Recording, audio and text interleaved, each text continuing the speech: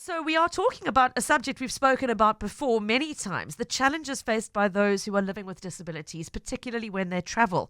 I'm thinking back of the conversations we've had on this show over the years, from the so-called accessible trains that had no bridge to get a wheelchair onto them, to able-bodied people abusing designated wheelchair parking bays, to restaurants refusing access for service dogs. Theatres with insufficient seating. Yes. I will never forget the story of the airline that broke Eddie Ndorpu's custom wheelchair while he was in transit. There have been so many of these cases, and unfortunately, the concept of so-called disabled-friendly travel is one that is still very widely open to interpretation, and particularly the term wheelchair-friendly, as today's case is going to tell us. So we want to just talk a little bit about it again today and ask whether there's been any movement in terms of regulation around the use of such terminology.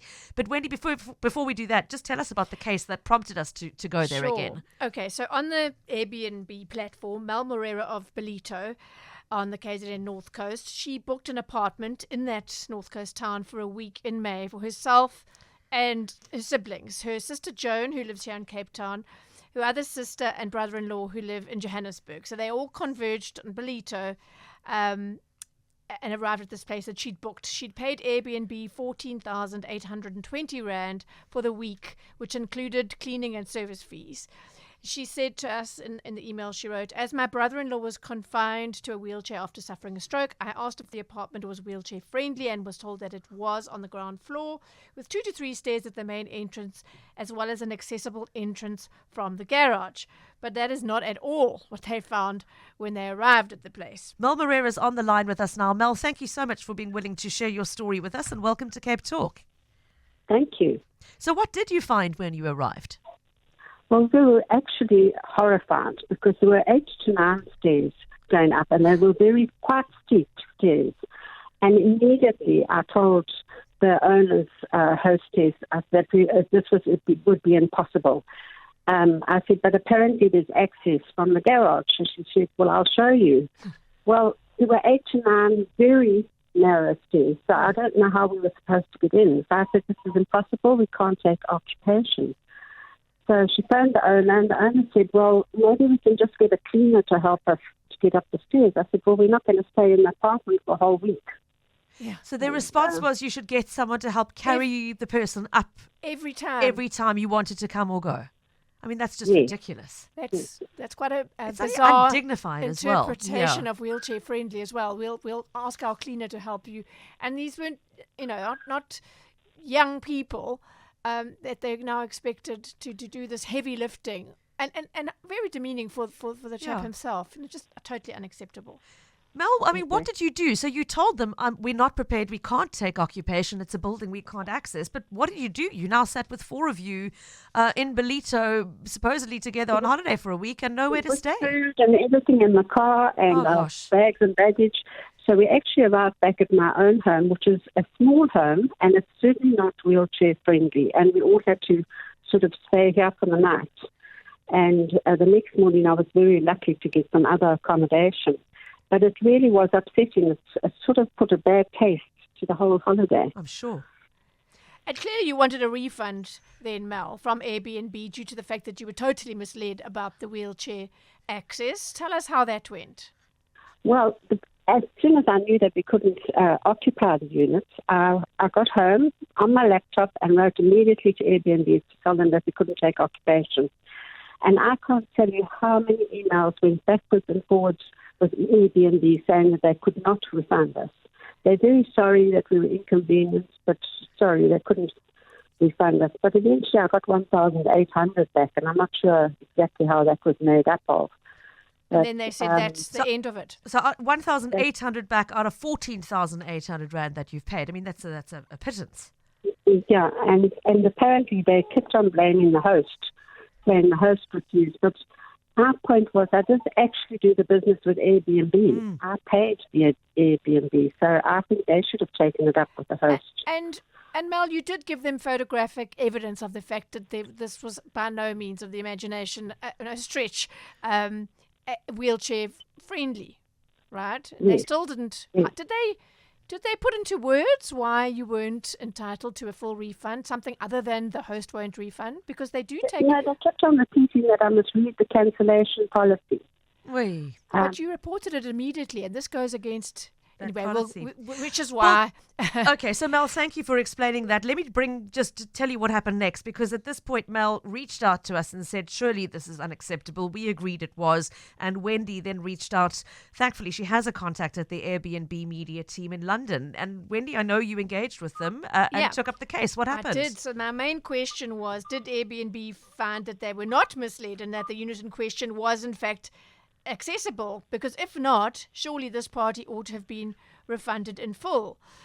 The response was, we understand the frustration this experience must have caused, and we've reached out to the guest to apologize and fully refund them. We are taking internal steps to address our original handling of the complaint, and we are in touch with the host about this matter. We want Airbnb to be accessible to everybody and have recently confirmed the accuracy of almost 300,000 accessibility features across the platform. This process is under continual review. We are in touch with the host to clarify their listing features and will take appropriate action as necessary. We've introduced updates to help guests with disabilities find and book accommodations that meet their needs, including our adapted category, which now has over 1,100 listings globally. Our accessibility review process helps ensure guests have clear information about a listing's accessibility features, such as a step-free entrance, as well as updates to search filters to make it easier to find these stays. I asked if they required Airbnb hosts to add photos of accessibility features to their listings, and I was told that there are. So I said, well, what happened in this case? And, saying that if photos of the actual situation, similar to the one you've just tweeted, Pippa, at the venue had been captured in photos, it would have been very obvious that it's not suitable for a guest who's confined to a wheelchair. Sadly and inexplicably, I didn't get a response to that one. But Mel, did you get your money back in the end? Did they, in the end, fully refund you? I did, and I'm delighted, and I'd like to thank Wendy for that. But I just think it's sad that we have to go through so much before we can get any refund from such a big company. Yep. And may I ask, did you get any sort of meaningful apology or further engagement? Because what irks me here is not just the fact that they thought they could hold on to that money until they were pressed on it, but the indignity of expecting somebody who is navigating the world in a wheelchair to accept the excuse that you can be carried up and down the stairs is what really grates me in this case. It's just so lacking empathy, lacking respect for the person whose ability to enjoy a holiday that they've paid for is being impacted. Exactly, and he felt terribly embarrassed that we were also inconvenienced. Yeah, okay. Mel, I'm sorry, but thank you so much for being willing to join us today, and I'm really, really relieved to hear that you did in the end get your money back. It shouldn't have taken a long battle as it did, but at least all's well that ends well in this case. Thank you very much. Thank you. And thank you to Wendy. Thanks for joining us, Mel Moreira. Appreciate that. Yeah, Wendy, it's as I said, it's not the first time we've had a story like this. It's probably not going to be the last time we do. But sadly. it speaks to a bigger issue than just the nuts and bolts of this individual property being misleading at best about what was there. Is anybody sort of policing the issue of who is allowed to call a property wheelchair friendly and what that is meant to denote? Yes and no. So I've investigated this before. As you said, I've had a number of cases where people... It's interestingly, I think just about all the cases I've had have been booked by the able-bodied girlfriend, wife, relative, whatever. Okay. And so they've just said, is it wheelchair friendly? And the accommodation has said yes. So there was a couple, they were fairly new together. He was a paraplegic in a wheelchair and she was able-bodied, and she made the booking at a bush lodge up north. And is your accommodation wheelchair friendly? Yes, we are a wheelchair friendly venue, she was told. They got there. There was a ramp to the entrance of their little chalet, little room, but definitely not. There wasn't enough space to pull up it was sort of round, so you couldn't get the wheelchair close enough to the top of the bed to kind of get into the bed. You had to get another end of the bed and wiggle up, wriggle up, And the bathroom was worse. the chair sort of just barely fitted, but it scraped the sides of the bathroom getting in, which is not a pleasant experience. And there was no chair of any kind in the shower. They brought him 2 options which weren't fit for purpose, and it was just an unpleasant experience. So they didn't stay, and they wanted their money back, and met with the same kind of resistance. So I took that case up with the Tourism Grading Council of South Africa, which told me that having a property graded for universal access, so that's the word, universal access. And there are several grades of that. It's a totally separate process from the general grading of an establishment in terms of stars. It's a separate process. So the lodge in question, despite claiming to have some wheelchair-friendly rooms, didn't qualify for even level 1 in terms of universal access. So them answering yes to wheelchair-friendly was just not cutting it at all. So clearly there is a lot of confusion about what wheelchair-friendly versus disabled-friendly means. And it's used, different booking sites use them in different ways. So booking.com says wheelchair accessible. Safari now goes with wheelchair enabled, and Trivago says wheelchair accessible. There's nothing compelling them to go for a universal access grading. Right. So, but the thing to understand is that wheelchair friendly, disabled friendly are not regulated terms. There's no specific definition that attaches to them. So the only really useful advice I can give at this point is that if you're booking if you're disabled and if you have limited accessibility or what's the word? Mobility is the word, yes. Which would limit your accessibility to various places. Or you're making a booking for somebody who is, ask very specific questions and insist on photographic proof of what they're saying.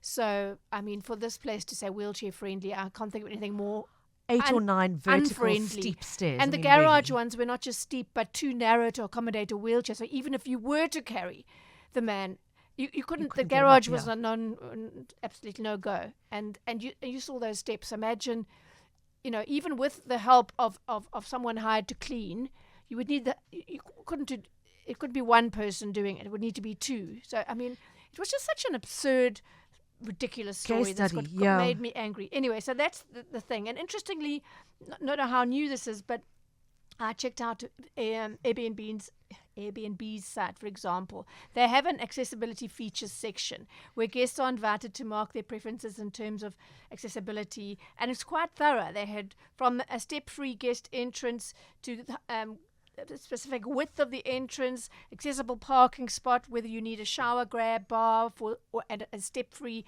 access to a shower, for example. So worthwhile doing that, but I wouldn't stop there. I would still insist on photographic proof, because to get to a place, as Mel described, as a party, all your food in the car, and you can't get in. Can't get in the front door. I'm thinking, Wendy, we've had several conversations with disability activist Nikki Abdenor about this, and I'm recalling what she said to us, that so often the people making the decisions about designating the place wheelchair friendly aren't themselves wheelchair users and don't actually know what that means. And it comes back to that sense of nothing about us without us. This is one of those cases where it's really so important for facilities of any kind to actually invite input from people who are wheelchair users, who do navigate, whether it is the width of the wheelchair parking bay, whether it is the degree of slope on the ramp. I've mentioned it before. Yes. The little portable ATM around the corner from me has a ramp. It's supposedly a wheelchair accessible I bet you ATM. it's like this. I can't walk up it in tackies so myself. Steep. It is so steep. I have to grab the railing and haul myself up. So there's no way there's a tick somebody box to ramp. They said But we've made it wheelchair friendly. It's got a ramp. Photographs are so essential. We have to protect ourselves in this way. Take our own photographs and insist that places that we want to do business with do the same. Okay. Elaine in Rondebosch tells me, I'm an Airbnb host, and when you receive an inquiry and a message from the prospective guest, if they ask for additional photos, it's not possible to send them until the booking is confirmed. You're also not allowed to give the prospective guest any information about your whereabouts or even details of nearby facilities. It's very frustrating. The way around that is to post more photographs, post as many as you can, that if you're saying it's accessible, make sure there's a picture of the entrance, for example, to reassure people. That's up front. Be great for those that really are doing it right, but for those who are just saying it is to Glossing over it. It's get the booking, it's you're only going to know when it's too late, which is very unfortunate. I would strongly recommend that you go and fill in those accessibility requirements, tick boxes, so that you've got that on record. Should because they're quite detailed, as I said, so that if the place doesn't live up to them, then how could they possibly not refund you? Yeah. I mean, I don't think you wouldn't have thought they would possibly not refund Mel, but that's why we're here. Yeah. Lunch with Pippa Hudson on Cape Talk.